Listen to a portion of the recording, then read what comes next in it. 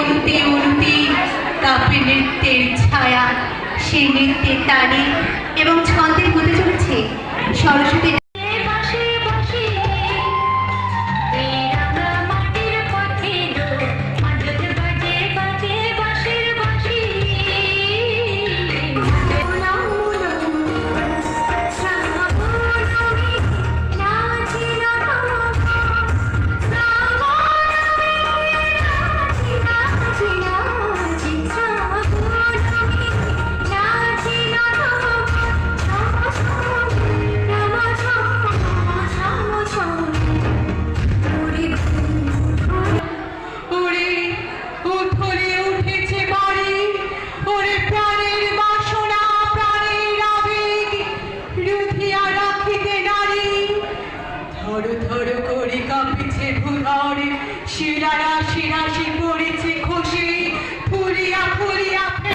আজকের আপনাদের অনুষ্ঠান সম্পর্কে বলুন।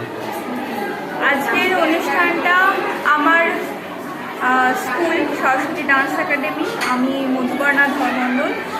আমার স্কুলটি 2012 সালে 14 সাল থেকে শুরু হয়েছে। 12 সাল থেকে দু একটা করে একজন করে শেখাতে 14 সাল থেকে একটু স্কুলটা খোলার চেষ্টা করেছি।